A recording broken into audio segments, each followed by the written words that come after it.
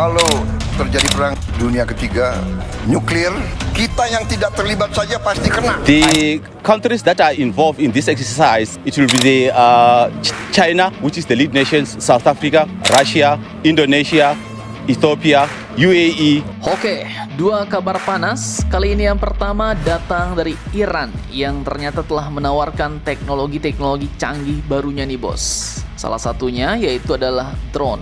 Bahkan Iran menawarkan untuk membangun pabrik drone-nya di Indonesia bos. Nah loh, ngeri sedap nih.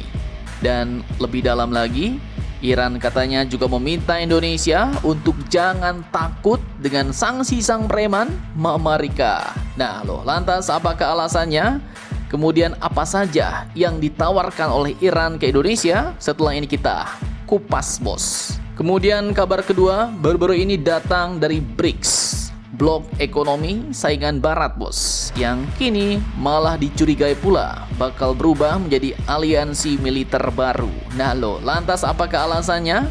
Bagaimanakah tanggapan Rusia yang baru-baru ini buka suara? Apakah benar atau dibantah? Penasaran beritanya? Cus, mari kita ulas berita lengkapnya satu per satu bosku.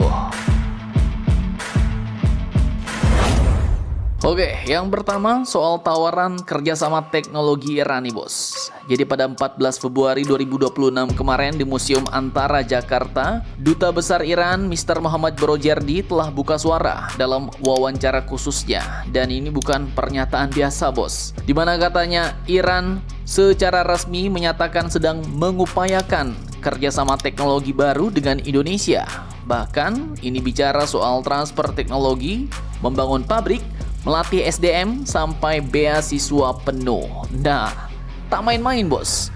Menurut Bapak Barojerdi, Iran termasuk negara yang sangat maju dalam nanoteknologi, bioteknologi, teknologi nuklir untuk damai, teknologi kesehatan dan alat kesehatan, teknologi pertanian, dan tentu saja yang paling gacor adalah teknologi drone. Dubes Iran ini pun bahkan mengatakan bahwa drone itu tidak hanya untuk perang. Drone bisa dipakai untuk pertanian presisi, monitoring lahan, sektor ekonomi, dan aktivitas sipil lainnya. Artinya, di sini Iran juga menawarkan teknologi drone untuk penggunaan non-militer juga bos. Dan bukan cuma jualan produk nih. Iran bahkan menawarkan untuk membawa perusahaan mereka ke Indonesia, mendirikan pabriknya di Indonesia, melakukan transfer teknologi, mengirim mahasiswa Indonesia belajar ke universitas di Iran, bahkan memberikan beasiswa penuh di bidang teknologi dan sains. Barojerdi juga menekankan bahwa Iran sudah menjalin hubungan erat dengan beberapa lembaga pemerintah Indonesia termasuk di bidang transfer teknologi dan juga drone. Mantap jos. Jadi jelas ini bukan ide yang baru muncul kemarin sore bos, tapi sudah diterapkan rupanya ya kan? Lalu muncul pertanyaan penting nih bos, mengapa Iran begitu percaya diri menawarkan teknologi canggihnya padahal dunia tahu Iran sudah hampir 47 tahun berada di bawah sanksi berat Mama Rika bos. Bukankah sanksi itu seharusnya melemahkan atau justru kini sebaliknya? Apakah Indonesia perlu takut untuk kerjasama dengan Iran atau justru ini peluang emas? Simak videonya sampai habis bosku.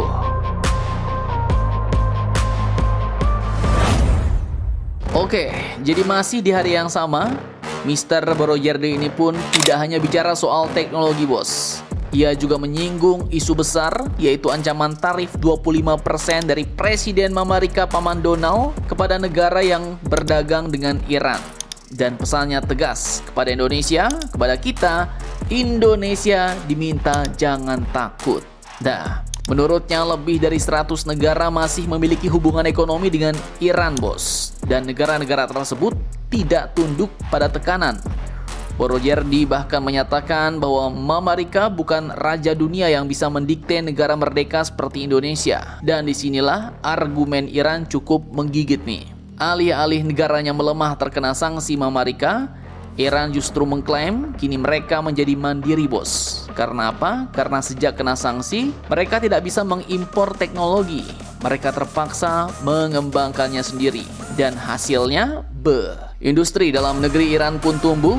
Teknologi riset mereka berkembang dan yang paling sering disebut adalah industri drone. Salah satu contoh yang dikenal luas adalah keluarga drone Shahed, termasuk Shahed 136 bos. Drone ini dikenal dengan produksi massal, biaya relatif rendah, dan efektivitas operasional tinggi, serta adaptif dalam strategi asimetris. Narasi dari media Iran pun menyebut bahwa drone ini sebagai simbol kedaulatan dan resiliensi bos. Artinya sederhana, sanksi tidak menghancurkan Iran, tapi justru membentuk Iran yang baru. Nah, sekarang pertanyaannya, apa implikasinya bagi kita Indonesia jika menerima tawaran ini bos? Dari artikel yang ada, implikasinya pun meliputi transfer teknologi langsung, pendirian pabrik di dalam negeri, penguatan SDM lewat beasiswa, sampai dengan akses teknologi drone dan teknologi baru lainnya.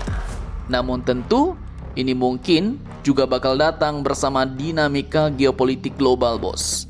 Tapi Iran percaya bahwa kerjasama bilateral dan multilateral adalah cara melewati zaman-zaman sulit. Dan mereka mengajak Indonesia untuk memperluas kemitraan. Nah, jadi pertanyaannya sekarang, apakah ini adalah peluang emas untuk mempercepat kemandirian teknologi kita? Atau ini adalah langkah yang perlu dihitung dengan cermat nih, di tengah tekanan global yang lagi selekedapnya? Nah, namun yang jelas, satu hal terlihat bos.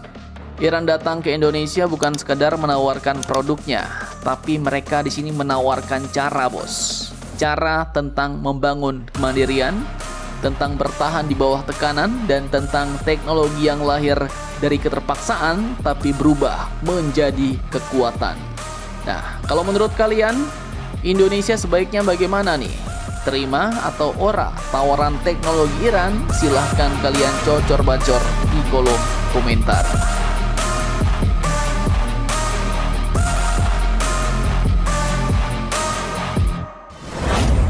Oke, yang kedua lanjut soal BRICS bos, yang dianggap katanya bakal berubah menjadi aliansi militer. Jadi admin kutip dari banyak sumber berita berikut, pada tanggal 14 Februari 2026, Wakil Menteri Luar Negeri Rusia yaitu Mr. Sergei Ryabkov muncul lewat wawancaranya dengan kantor berita TASS bos. Topiknya panas, yaitu benarkah BRICS sedang bersiap jadi aliansi militer? Dan jawaban beliau, Wakil Menlu Rusia ini katanya tegas, tidak bos. Ryabkov menekankan bahwa BRICS sejak berdiri tahun 2009 memang dirancang sebagai blok ekonomi, bukan fakta pertahanan kolektif ala NATO. Tidak ada kewajiban bantuan militer timbal balik, tidak ada agenda latihan bersama resmi, dan tidak ada rencana transformasi ke arah militerisasi. Fokusnya tetap perdagangan, logistik, dan ketahanan ekonomi terhadap tekanan eksternal. Nah, kalau menurut admin sih juga nggak mungkin sih bos BRICS jadi aliansi militer ya kan? Soalnya India sama China nggak akur di perbatasan. Kemudian di lain sisi China juga mendukung keras Pakistan baku hantam dengan India. Jadi kayak mana mau jadi aliansi ya kan? Nah, sebenarnya isu ini pun mencuat setelah latihan laut Will for Peace 2026 yang digelar dari 9 sampai 16 Januari 2026 di Afrika Selatan, di mana Rusia, China, dan Iran ikut serta dalam latihan tersebut, bos. Dan dari sinilah banyak analis langsung berspekulasi, apakah ini embrio armada BRICS?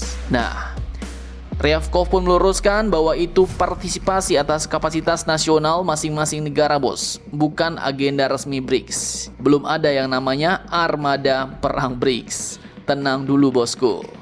Dan kesimpulannya ya, BRICS ini sebenarnya ingin tampil sebagai kekuatan ekonomi multipolar bos, bukan blok militer anti barat. Dan bagaimana menurut kalian? Mungkin nggak BRICS tiba-tiba bangun aliansi pertahanannya sendiri? Jangan lupa komentar, tetaplah kalian barbar dan jangan santuy terus. Demi Indonesia tangguh, salam Indomax Indo Magazines.